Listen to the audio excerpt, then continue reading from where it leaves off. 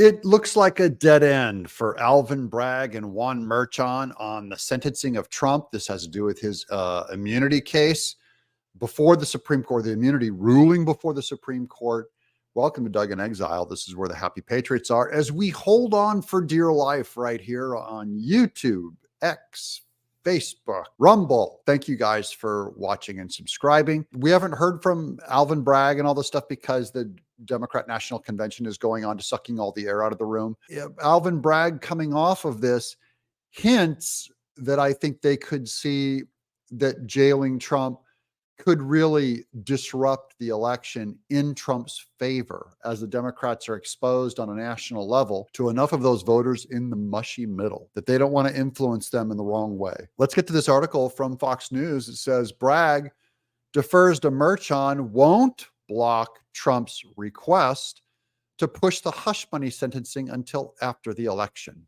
Manhattan District Attorney Alvin Bragg says he won't oppose Trump's request to delay the September 18th sentencing. What does that mean? It's not that they care about Trump at all. It's that Alvin Bragg, I believe, is realizing that he's losing his grip on the public camera, that it's going to look like election interference. So getting this close to an election, it's going to look like, and there are traditions and rules about what they're allowed to do right before an election. Manhattan District Attorney Alvin Bragg's office said they would not oppose former President Donald Trump's request to push his sentencing date for his hush money conviction until after November election, leaving the decision up to New York Supreme Court Judge Juan Merchan. Anybody feel better about that? Whew. Alvin Bragg's not going to make a statement. He'll leave it up to Juan Merchan. I'm sure Trump will get some justice now.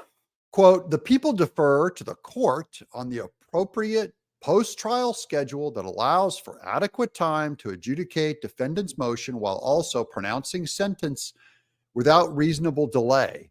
The letter addressed to Merchan and dated August 16th states, the letter signed by Bragg's assistant district attorneys, including Matthew Colangelo, the co-conspirator with Joe Biden, a former Biden Justice Department official, was made public on Monday. In a letter of their own made public on Thursday, Trump's lawyers, Todd Blanche and Emil Bove, suggesting the sentencing of Trump as scheduled on September 18th, about 7 weeks before Election Day, that's key, would amount to election interference. They requested the delay this 18th sentencing in New York versus Trump until after the election. They have a point here. This is aside from Trump's immunity, which is really what they're afraid of crossing. The Supreme Court saying Trump had immunity. And whether if it applies here or not, they can always appeal that. And so at some point, Trump still has an appeal left on one of their decisions. So he can always use that. That will push it beyond the election anyways. So they risk having it look worse just because the Trump going to prison thing would be so disruptive. I don't think they can calculate and really know and be confident that it would land in the right way. It has to land in the right way. Like they have to sentence him, that to feel like most Americans, especially in the swing states, will side with the Democrats. But you have Trump gaining all that ground in Georgia, especially among black voters. And a lot of the jokes they tell is that he's a felon and that he's thug and he's street and all that. And it could backlash against Pennsylvania voters, which is also a swing state, where there's more blue collar people that are not as feminist algebra studies majors out of Berkeley.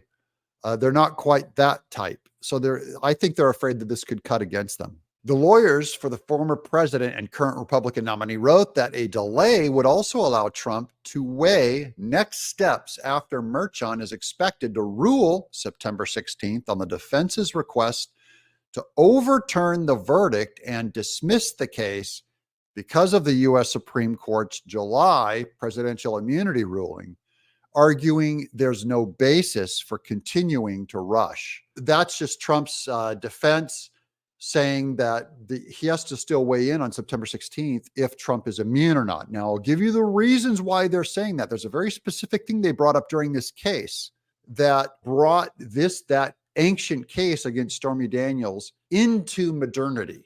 Defendant's letter indicates for the first time that his intent is to seek interlocutory state or federal appellate review, but he is sentenced of any adverse ruling on this motion. It is correct that the denial of immunity from prosecution is immediately appealable. That's Alvin Bragg admitting that if they say that his immunity ruling doesn't stick in this case on September 16th, Trump can appeal it. Now, I don't know how fast they can turn around the appeals, but we're going to be getting to a point that's going to be like 4 weeks away from early voting. So that is election interference.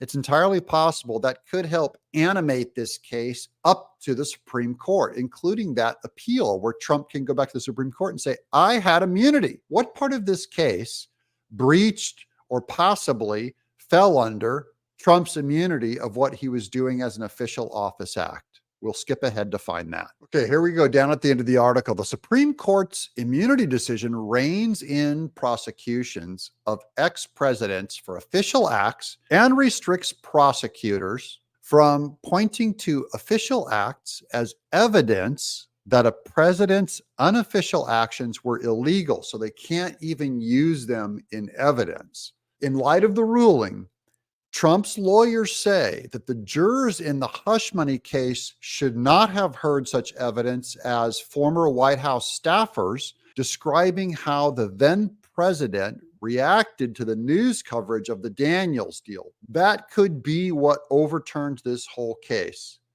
because he was immune, so they couldn't bring up what the White House staffers, their testimony over how Trump responded to the news coverage. And they did. They brought them in to deliberately drag this into the present to try to tie it closer to the current Trump and this current election versus what he did with Stormy Daniels 10 years ago. So this whole thing will probably backfire on them.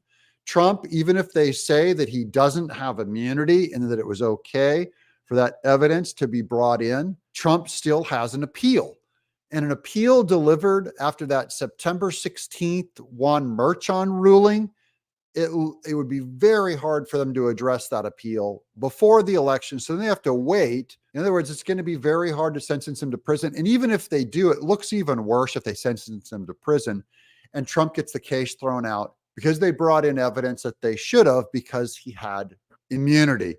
I think this gives Trump a little air. I think this puts the sweat on Juan Merchan and Alvin Bragg that they're in trouble on their back feet. And I think that Democrats just feel like they have a better play just doing the rah-rah Kamala Harris, or maybe make her president and kick Biden out so that she can run as an incumbent for election day this November.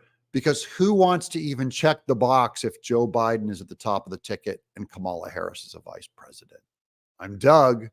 In Exile. Subscribe.